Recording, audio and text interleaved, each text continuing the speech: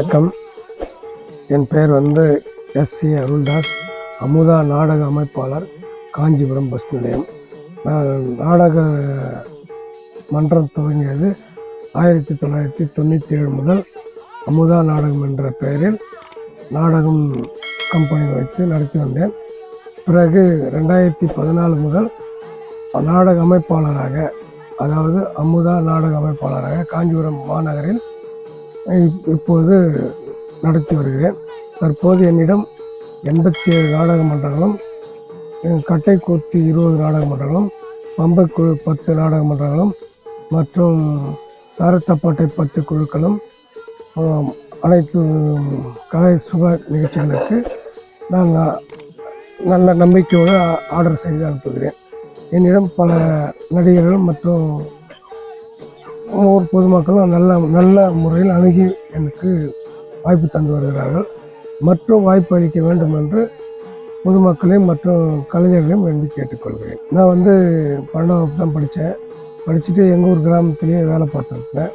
வேலை பார்த்துருக்கும் போதே இந்த கலை ஆர்வத்தில் நான் நாடகத்துறைக்கு வந்தேன். நாடக மன்றம் 35 வருஷம் வச்சுருந்தேன். தற்போது இப்போ நாடக அமைப்பாளராக ஒரு 16 வருஷமாக இருக்கேன். எனக்கு நாடக மன்றத்தில் அந்த நேரத்துக்கு உடல்நல சரியில்லாத நாடக மன்றத்தை எடுத்துகிட்ட பிறகு சரி இந்த தொழிலை விடக்கூடாதுன்றதுக்காக திரும்ப நாடக மன்றம் வச்சு நடத்திட்டேன். இந்த துறைக்கு வந்ததே நாடகத்துறையால் தான் நான் விளம்பரமானதே மக்களுக்கு. நான் யாருன்றது சகாயபுரம் அருள்தாஸ் யாருன்னா மக்களுக்கு விளம்பரமாக நாடகத்துறையாக வந்தேன். 2007 ஆடி மாதம் 26ஆம் தேதி நாடகம் நடக்கிறதுக்கு போயிட்டோம். எல்லா நடிகரும் போயிட்டோம். அந்த மிருதங்கார் வரல. மிருதங்கார் வராதுனால அந்த ஊரில் எங்களை எல்லாரையும் கம்பெனி நாடகம் நடத்திட்டு தான் போகணும், இல்லைன்னா எங்கள் திருவிழாவுக்கு உண்டான அபராத தொகையை கட்டிட்டு தான் போகணும்னு சொல்லி அந்த ஊர் தலைவர் ரொம்ப எங்களுக்கு தொல்லை கொடுத்தாரு. அதன் பிறகு பணத்தை கட்டிட்டு தான் வெளியே போனோம். மறுநாள் போய் ஆடுறதுக்கு இடம் விட மாட்டேன்ட்டாங்க. நாங்கள் என் கையில் இருந்த மோதிரத்தை கைட்டி கொடுத்துட்டு அந்த ஊரில் நாங்கள் நடிகர்களை கூட்டின்னு போயிட்டு மற்ற ஊருக்கு நாடகம் நடத்திட்டு அதன் பிறகு அந்த காசு எடுத்து அவர்கிட்ட கொடுத்துட்டு மோதிரத்தை வாங்கிட்டு வருவோம். இதெல்லாம் ரொம்ப சிரமப்பட்டிருக்கேன். நடிகர் வராதனால தான் ரொம்ப அவமானப்பட்டது, ரொம்ப கஷ்டப்பட்டோம்.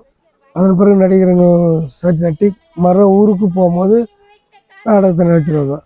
அதே போல் ஒரு ஊரில் நாடகம் நல்லா பிரமாதமாக நாடகம் நடத்திட்டீங்கன்னு சொன்னாங்க. அந்த ஊரில் போய் நினச்சி பார்த்தா காசு கம்மியாக கொடுக்குறாங்க. ஏன்னா நாங்கள் எப்பவுமே நடிகர் நாடகக்காரர்கள்லாம் கொஞ்சம் அமௌண்ட்டு பிடிச்சின்னு தான் கொடுப்போம், அது எங்கள் ஊர் வழக்கம் அப்படின்னாங்க. அப்புறம் காவல் நிலையம் மூலமாக போய் கம்ப்ளைண்ட் பண்ணி அந்த மொத்த காசும் வாங்கணும். எனி டைம் ஒரு நாடகம் எங்கே இருக்கோ அந்த ஊருக்கு போய் நாடகம் பார்ப்பேன். கம்பெனி எப்படி இருக்குது, இந்த நடிகர் எப்படி நடிக்கிறாங்க, அவங்க எப்படி நடிக்கிறாங்க அப்படின்னு நான் உட்காந்து பார்ப்பேன். அதில் என்ன குறை இருக்குது, அதில் என்ன நிறை இருக்குது அப்படிலாம் தெரிஞ்சுப்பேன். அடுத்த நாள் அவங்கக்கிட்ட இது நைட்டு நீ செய்தது சரியில்லை, இப்படி பண்ணுற, அது இன்னும் நல்லா பண்ணால் உன் பேர் நல்லா பேர் வரும் அப்படிலாம் அவங்களுக்குலாம் எடுத்து சொல்லுவேன். அதே போல் ஒரு ஊருக்காரங்க வந்துட்டாலும் அவங்க எப்படி அனுசரித்து பேசணும், அவங்களுக்கு என்ன, அவங்க எந்த கம்பெனி நாடக மன்றம் கேட்குறாங்களோ அந்த நாடக மன்றத்தை அவங்களுக்கு ஒப்பந்தம் செய்து தருவேன். அப்படி தவறிச்சு அது சரியில்லை அப்படின்னா வேறு கம்பெனி ஒப்பந்தம் செய்து தருவேன். ஆனால் அவங்கள திருப்பி அனுப்ப மாட்டேன். அப்படிலாம் பண்ணிவிட்டு இன்றைக்கி காஞ்சிபுரத்தில் கொஞ்சம் பேரும் புகழோடு இருக்கேன். நாடகத்தில் நடிக்கும் போது மறக்க முடியாத ஒரு அனுபவம்னா, நாடக மன்றத்தில் 2 பப்புன் வேஷக்காரமே வராத போது பப்புன் வேஷக்கார் நாடகம் நடத்தி ஆகணும், பப்புன் வேஷக்கார் வெளியே போய் ஆகணும். உள்ளே இருக்கிற நடிகர்லாம் ரொம்ப குழப்பத்தில் இருக்காங்க. அந்த நேரத்துக்கு நானே பப்புன் வேஷம் போட்டு நானே போய் நடித்து அந்த நைட்டு ஃபுல்லாக அந்த நாடகத்தை நடத்தி கொடுத்து பிறகு அந்த ஊருக்கு மக்கள்கிட்ட நல்ல பேர் வாங்கிக்கின்னு நடிகர்களை கூட்டிகிட்டு வந்தேன். அதை நான் மறக்க முடியாத ஒரு அனுபவம். ஏன்னா எனக்கு பப்புன் வேஷம்னா என்னானே தெரியாது இருந்தேன்.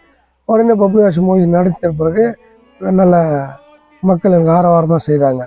அதில் நான் எந்த வேஷம் இருந்தாலும் மன்னர் வேஷம் ஆடும், பப்புன் வேஷம் ஆடும், வில்லன் வேஷம் ஆடும், பொம்பளை வேஷம் ஆடும், எல்லா வேஷத்துலேயும் ஈடுபாடு கொடுத்துருங்க. சரி ஒரு நடிகர் வரலன்னா நம்ம செய்யணும் இந்த தொழிலை அப்படின்னு செய்துட்டு வந்தேன். எங்கள் வீட்டில் கொஞ்சம் கஷ்டமாக தான் சொன்னாங்க. ஏன்னாத்துக்கு இந்த தொழிலை நைட்டில் போய் கண் முடிச்சுட்டு வர, பகலில் ஆஃபீஸுக்கு வேலைக்கு வர்ற, ஏதாவது ஒரு வேலையை பாரு, உடம்பு கெட்டு போடும் அப்படின்னு சொன்னாங்க.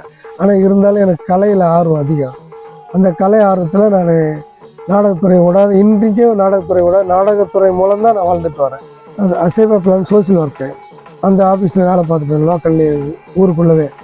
அது ஒரு 2008 வரையிலும் வேலை பார்த்துட்டு இருந்தேன்.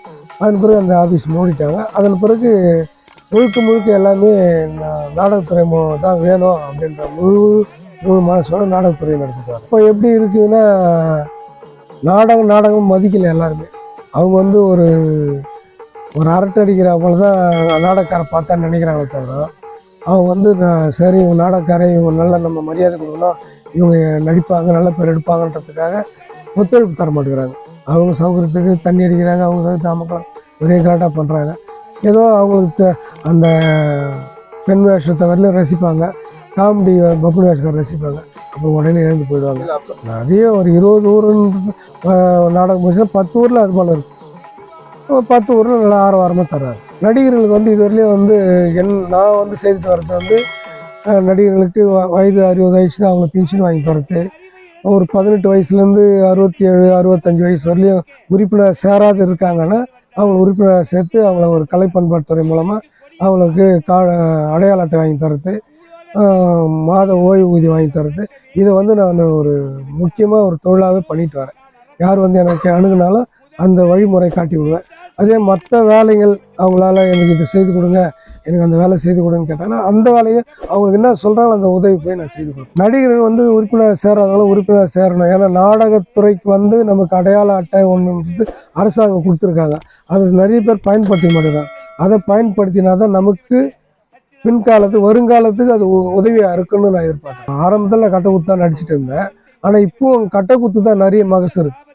அதிகமாக வந்து நிறைய பேர் வந்து நேற்று கூட எனக்கு கட்டக்குத்தா வேணும்னு கேட்குறாங்களே தவிர, ட்ராமாவில் வேணாப்பா அது ரொம்ப காமெடியாக ஆர்டிஸ்ட் போயிடுவாங்க, கட்டக்குத்துனா கதையாக சொல்லுவாங்க அப்படின்னு எல்லாரும் நிறைய பேர் கட்டக்குத்தை தான் விரும்புகிறாங்க. எந்த பக்கத்தில் இது? காஞ்சிபுரம் மாவட்டம் ஃபுல்லாகவே கட்டக்குத்தா ரொம்ப ரசிக்கிறாங்க. என்னுடைய குடும்பத்தில் வந்து எனக்கு வந்து 2 மகன் ஒரு மகள். ஒரு மகள் வந்து நர்சிங் வேலை செய்யுது. 2 பிள்ளைங்க வந்து கம்பெனி சூப்பர்வைசராக இருக்காங்க. நானும் எங்கள் மனைவி என்னோட எங்கள் தாய் இருக்காங்க. எங்களுக்கு நடுத்தரமான குடும்பம் தான், ரொம்ப வசதியான குடும்பம் ஒன்றும் இல்லை. தொடர்ந்து ஆதரவு கொடுங்க. யூடியூப் சேனலில் ஆதரவு கொடுத்து எங்களுக்கு ஆரவாரம் செய்யுங்க, லைக் போடுங்க, கமெண்ட் பண்ணுங்கள், ஷேர் பண்ணுங்கள், எங்களுக்கு வரவேற்பு கொடுங்க. இதுவரை என்னுடைய பேச்சை கேட்ட அனைவருக்கும் நன்றி.